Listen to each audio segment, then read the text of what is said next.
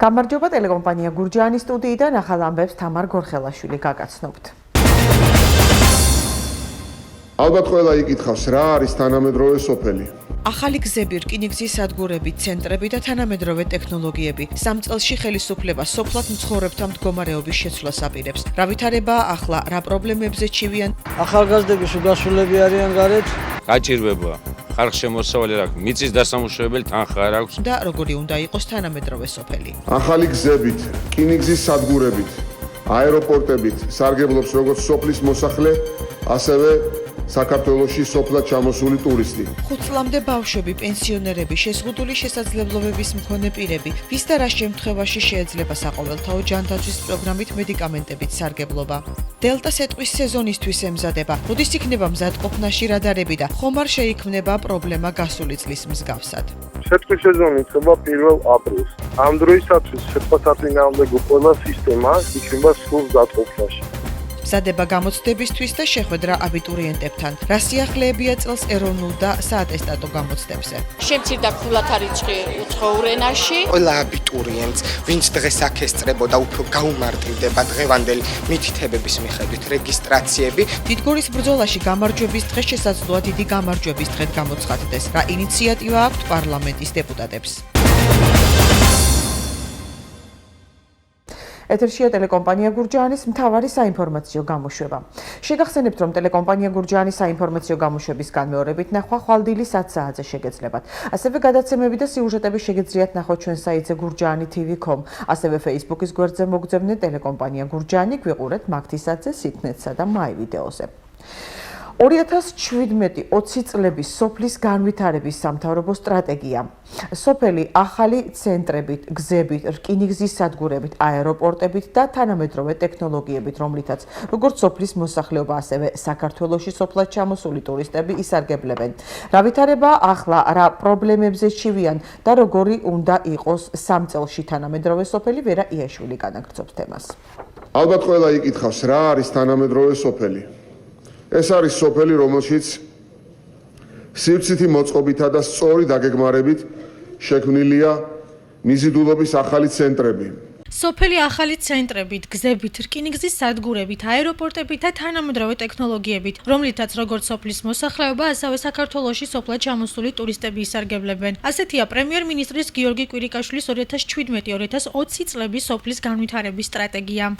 თანამედროვე სოფელში კიდევ უფრო ხელმისაწვდომი და მაღალი ხარისხის იქნება განათლება და ჯანდაცვა. სოფლის მცხოვრებლები ჩართული იქნებიან სპორტულ, გამაჯანსაღებელ და კულტურულ ღონისძიებებში. ახალი გზებით, რკინიგზის სადგურებით, აეროპორტებით სარგებლობს როგორც სოფლის მოსახლე, ასევე საქართველოში სოფლად ჩამოსული ტურისტი. თანამედროვეა სოფელი, როცა ათვისებული გვაქვს აგრარული პოტენციალი. სოფელი რომ თანამედროვე გახდეს და განვითარდეს, ვაზის უბანში მცხოვრებ მოსახლეობას ასეთი გეგმა აქვს. ამბობენ, რომ ხელისუფლება მათ პირველ რიგში სამუშაო ადგილები უნდა შეუქმნას, ოჯახები ეკონომიკურად გააძლიეროს და შემდეგ მოძველებული ინფრასტრუქტურის განახლებაზე იზრუნოს. აი გლეხრო ხელის შეუწყო, ხამ ქიმიკატებია ძალიან ძვირი. ვერ ავყიდულობთ და ვერ ვამუშავებთ მამულებს. ეგ არის აი სახელმწიფო სოფელო გაძლიერდეს, უმა ხელი შეგვიწყოს თავრობა. ძვირი როა, ძვირი ფასები როა, დაგვიაფოს, ცოტა რომ შევძლოთ ყიდვა. ახალგაზრდები სულასულები არიან გარეთ. სოფლიდან გადიან, იმისთვის უნდა გაკეთდეს რაღაცა, რომ ინფრასტრუქტურა შეიქმნას, ქარხნები, ფერმები ჩადგან და ამუშავონ ეს გლეხი ხალხი. ამოწოლა ბავშვები, აი ახალგაზრდობა დაუსაქმებელია. და არაფერი საქმე არ აქვს და ყველაფერი მე ამ უმუშევრობას მოძებს ყველაფერი. აი რო ჩაიდგას, ან წვნის ქარხანა ჩაიდგას, ადგილები არის. ან რაღაცა ღვინის ქარხანა ჩაიდგას, რომ დასაქმდეს. 1-20-30 ადამიანს რომ დასაქმდეს, ზოგადად დიდი მნიშვნელობა აქვს ამას ბავშვებისთვის, ახალგაზრდობისთვის. ახლა სოფელში ყველგან გასაჭირია ყველა მხრიდან, მაგრამ პირველ რიგში ეს შხამქიმიკატები ამბავია მოსაგვარებელი, იმიტომ რომ ძალიან ძვირია. თითქმის მოსავლიდან მოსავლამდე არ ყოფნის ისე. ასე სოფელში მოწესრიგდეს რა ეს გზები, ინფრასტრუქტურა ხო, ინფრასტრუქტურა, წყალი არის, წყალზე ვერ ვიტყვი. მოუწესრიგებელი ინფრასტრუქტურა, უმუშევრობა და მძიმე სოციალური პირობები. სანამ ხელისუფლება თანამედროვე სოფლად აქცევს, ჯერჯერობით ასეთი პრობლემებია მუκუზანში. ხალხის მდგომარეობა რომ გაუმჯობესდეს და ქართული სოფელი თანამედროვედ იქცეს, მუκუზნელებს მიაჩნიათ, რომ აქ მთავრობამ ხილის გადამამუშავებელი და საკონსერვო ქარხნები უნდა ააშენოს და ხალხი დაასაქმოს.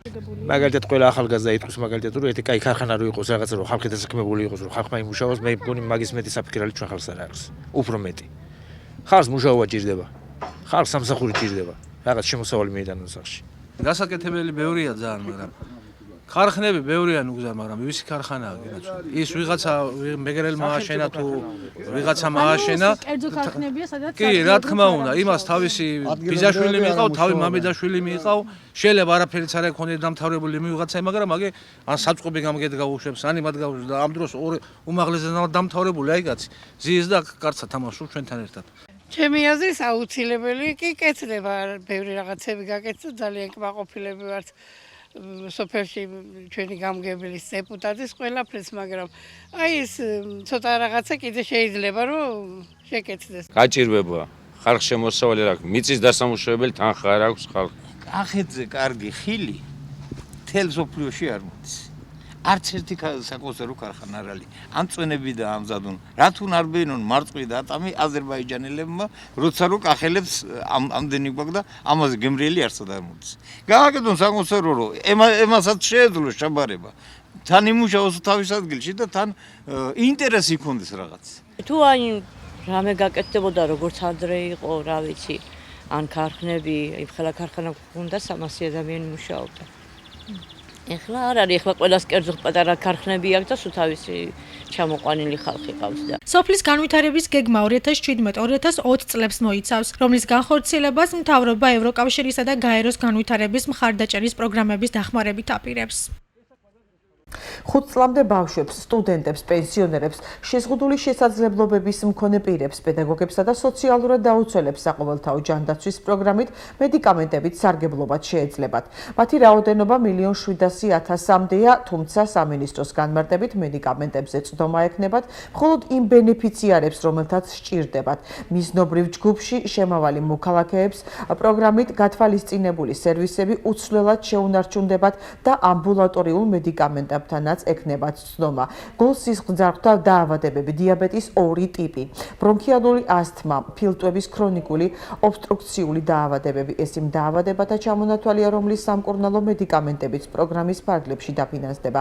დავით სერგეენკოს განცხადებით, ცვლილებები სავარაუდოდ ივნისიდან ამოქმედდება. მისივე განმარტებით, მშობიარობისა და საკეისრო კვეთის დაფინანსება უკლებლივ ყველა შემოსავლის მქონე პირს შეუნარჩუნდება.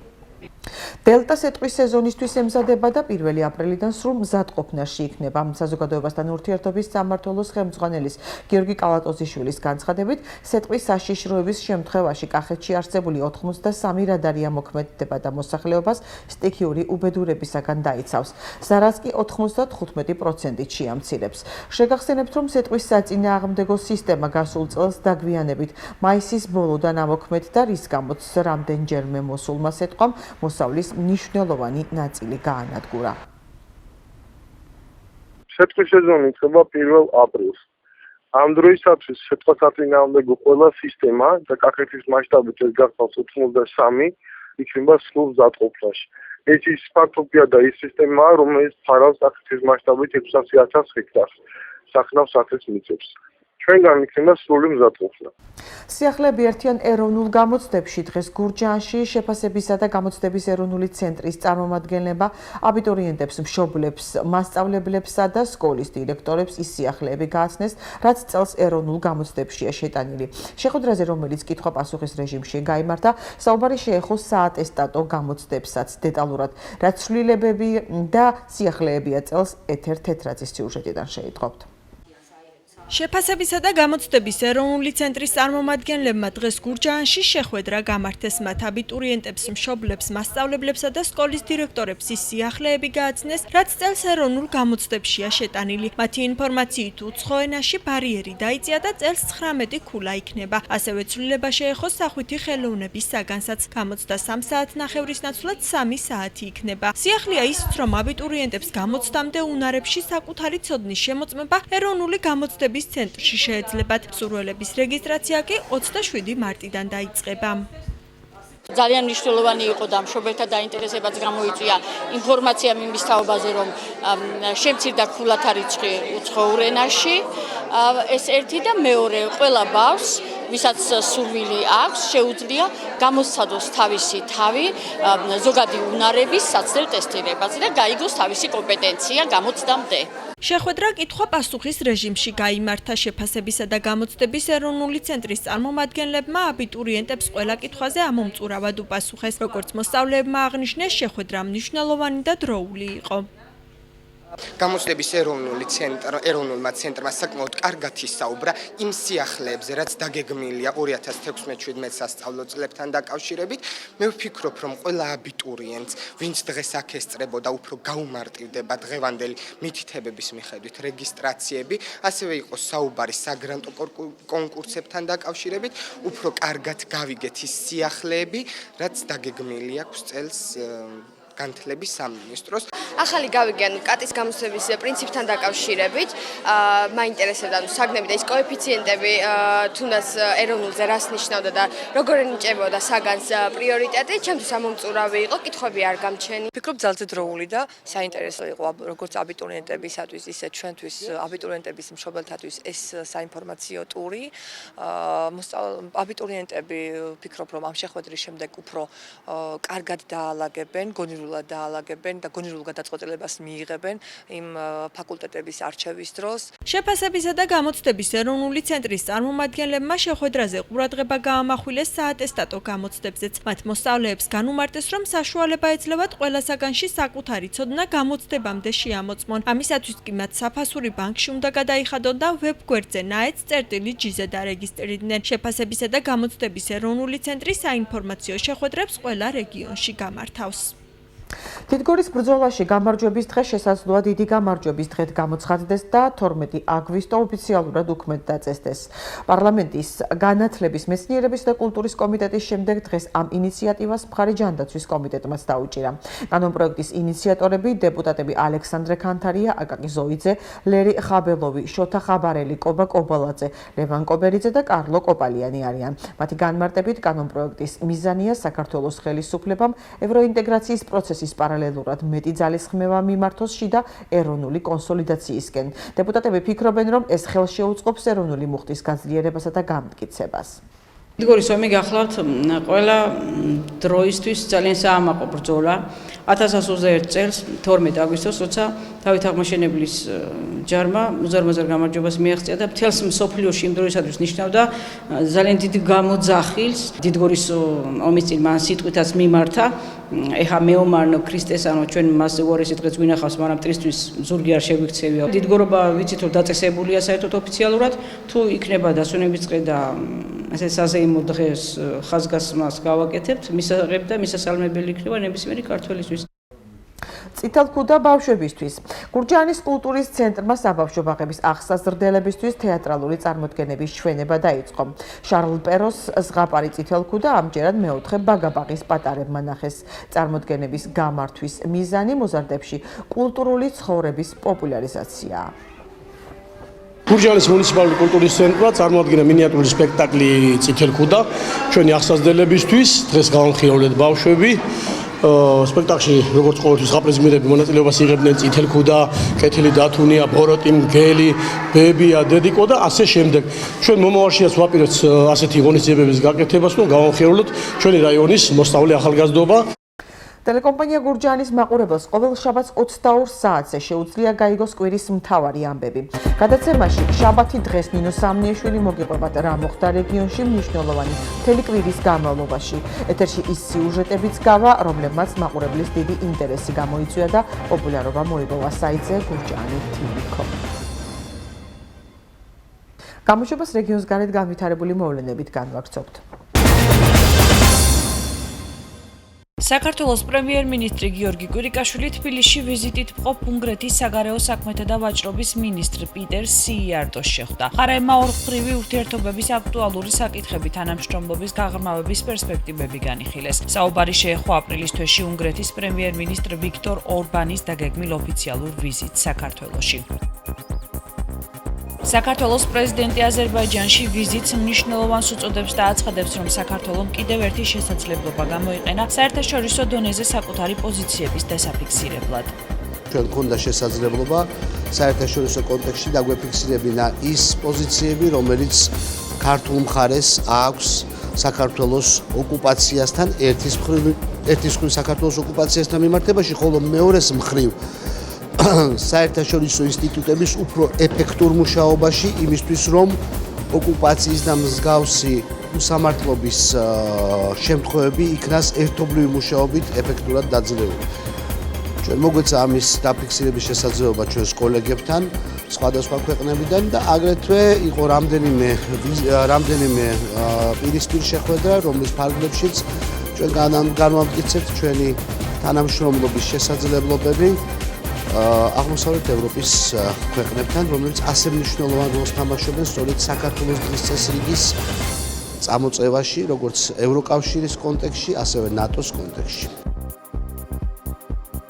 საქართველოს პრეზიდენტის პირდაპირი წესით არჩევის გაუქმება აუცილებლობას არ წარმოადგენს, რადგან საპარლამენტო მმართველობის მქონე ბევრ ევროპულ ქვეყანაშიც მიუხედავად შეზღუდული უფლებამოსილებებისა პრეზიდენტი პირდაპირი წესით აირჩევა. ეს კი მნიშვნელოვანია დემოკრატიის განვითარებისთვის. ასე გამოეხმაურნენ საიაში ქართული ოცნების მიერ საკონსტიტუციო კომისიაში წარდგენილი ცვლილებების პროექტს, რომლის მიხედვით ამომრჩევლები ქვეყნის პრეზიდენტს პირდაპირი წესით ვეღარ აირჩევენ. ჩვენ მხარს ვუჭერთ საქართველოს პრეზიდენტის პირდაპირი წესით არჩევას. ვფიქრობთ, რომ მნიშვნელოვანია, რომ საქართველოს მოქალაქეებმა თავად აირჩიოს საკუთარი ქვეყნის პრეზიდენტი და ის არგუმენტი, რომ ვთქვათ, არაპირდაპირ წესით პრეზიდენტის არჩევა დაკავშირებულია საპარლამენტო მოდელთან, იმიტომ რომ საპარლამენტო მოდელის ქვეყანაში აქვს პრეზიდენტს შეზღუდული უფლებამოსილება.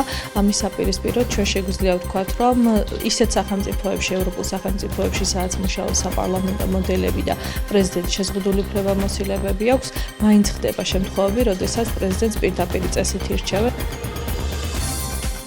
სასულიერო პირებს ევროინტეგრაციის შესახებ მოქალაქეების ინფორმირებულობაში დიდი როლი შეუძლიათ ითამაშონ. ჩვენ მადლიერები ვართ, რომ ისინი ამ პროცესში ჩართულები არიან. ამის შესახებ ვიქტორ დოლიძემ პარლამენტში ევროპასთან ინტეგრაციის კომიტეტის სხდომის დასრულების შემდეგ განაცხადა. სახელმწიფო მინისტრმა კომიტეტს ვიზა ლიბერალიზაციის საკითხზე საქართველოს მოქალაქეებთან საკომუნიკაციო თემები წარუდგინა. პირველი ის არის, რომ 180 დღის განმავლობაში, როდესაც ეძლევა თანამოქალაქეს 90 დღე, ანუ 6 თვის განმავლობაში 3 თვე იყოს იმოქმედოს და თუნდაც იაროს წინ და უკან მრავალჯერადად, არ უნდა გადააცილოს არც ერთი დღე, რათა დარღვევა იქნება და შესაძლოა მერე იგი დაჯარიმდეს 100,000 ევროთი, ან 5 წლის განმავლობაში აღარ მიეცეს ევროკავშირის და შენგენის ზონაში შესვლის უფლება, ისევე როგორც არ უნდა მოხდეს მასიური, თქვა, თავშესაფრის მაძიებელთა რაოდენობის გაზრდა და თქვა არ უნდა მიაწყდეს ხალხი ამას არ დიდი აზრი არ აქვს და ამავე დროს საფრთხეს უქმნის მოძრაობას მომავალში და რა თქმა უნდა ის რომ ხა კრიმინალი არ უნდა ჩაიდინოს ტერიტორიაზე საქართველოს იქნება თუ ევროკავშირის ზონა ამას დიდი მნიშვნელობა არ აქვს. ამიტომ ჩვენ კონკრეტულად დეტალურად ყველა ინფორმაციისთვის მზად ვართ რომ მივაწოდოთ, ჩვენ პასუხისგებლობაა რომ მივაწოდოთ ბოლომდე, თუმცა მე დიდი იმედი მაქვს ჩვენი თანამოქალაქეების პასუხისგებლობის ამავე დროს, რომლებიც სწორად მიუდგებიან კონკრეტულად შეისწავლიან ამ საკითხს და გაითვალისწინებენ თითოეულ ჩვენ რეკომენდაციას. თქვენ იცით რომ ძალიან ბევრია დამოკიდებული იმაზე თუ როგორ ვიმოქმედებთ ჩვენ, თუ რამხელა როგორი იქნება ის პასუხისმგებლობა, რომელსაც თითოეული ჩვენი მოქალაქე თავის თავზე აიღებს. იმიტომ რომ ეს არის უფლება, მაგრამ ამავე დროს ეს არ იძლევა, ასე ვთქვათ, ევროკავშირში მუდმივად ცხოვრების, იქ მუშაობის და ასე შემდეგ შესაძლებლობებს. ამიტომ ძალიან მნიშვნელოვანია იმ თავითვე ჩვენ ყველას განუმარტოთ, ავუხსნათ თუ რა შესაძლებლობებს ითვალისწინებს ერთის მხრივ და მეორეს მხრივ რა წინაპირობები, რა ვთქვათ, იგივე დოკუმენტაცია იქნება აუცილებელი მათი მხრიდან, სანამ ისი რა უნდა კონდეთ თან, როცა ისინი გადაწყვეტენ შენგენის ზონაში მოგზაურობას. გამოშვებას უცხოეთის ახალი ამბებით განვაგრძობთ. გერმანიის კანცლერმა ანგელა მერკელმა თურქეთთან პროვოკაციების შეჯიბრში მონაწილეობა გამორიცხა. აღნიშნული შესახებ გერმანიის კანცლერმა ანგელა მერკელმა რეგიონულ გამოცემა საარბრუკერ ზეიტუნგის განუცხადა. ანგელა მერკელმა ასევე აღნიშნა, რომ ერდოღანის ბრალდებები იმის თაობაზე, რომ ის მხარს უჭერს ქურთისტანის მუშათა პარტიის ტერორისტებს, აბსურდულია. მე არ ვაპირებ მონაწილეობის მიღებას ამ პროვოკაციების შეჯიბრში. შეურაცხყოფები უნდა შეწყდეს, აღნიშნა გერმანიის კანცლერმა. ანგელა მერკელის თქმით, ერდოღანის მხრიდან ნაცისტებთან შედარებების გაკეთება უღირსია და ორ ქვეყანას შორის მჭიდრო კავშირებს არ შეესაბამება. ალეპოს პროვინციის სოფელ ალჯინაში მეჩეთის დაბომბვის შედეგად 40-ზე მეტი ადამიანი დაიღუპა, 100-მდე კი დაშავდა. ინფორმაციას ამის შესახებ სირიის უფლებადამცველ ობსერვატორიაზე დაყრდნობით ევრონიუსი ავრცელებს. დაღუპულთა უმეტესი ნაწილი მშვიდობიანი მოსახლეობა, ამ დროისთვის უცნობია, რომელმა ავიაციამ განახორციელა მოსახლეობაზე საჰაერო თავდასხმა. ახლა კი საინტერესო ამბები, რომელიც პალიტრა TV-მ და ზოოკლუბმა გაავრცელა. მიჩიგანის აეროპორტის 7 წლის დარაჯი ძაღლის ვიდეომ ინტერნეტი დაიპყრო.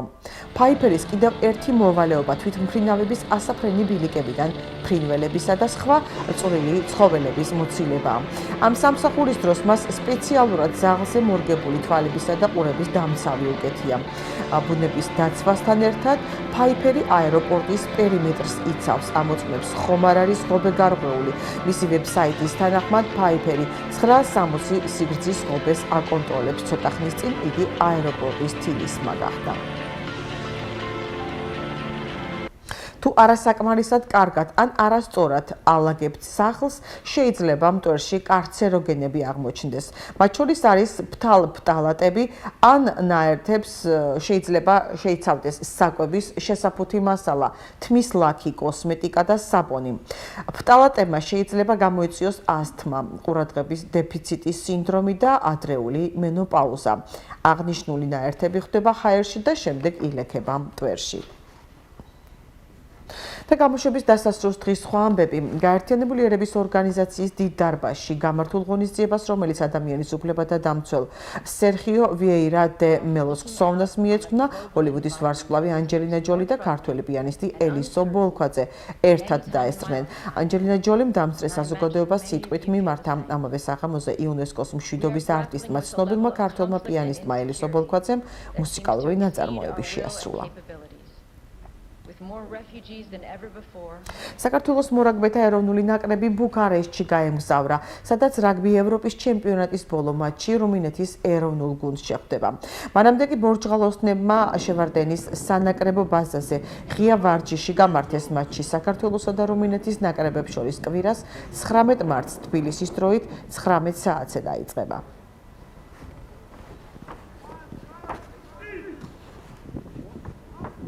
ახლა კი ვნახოთ როგორი ამინდი იქნება ხვალ.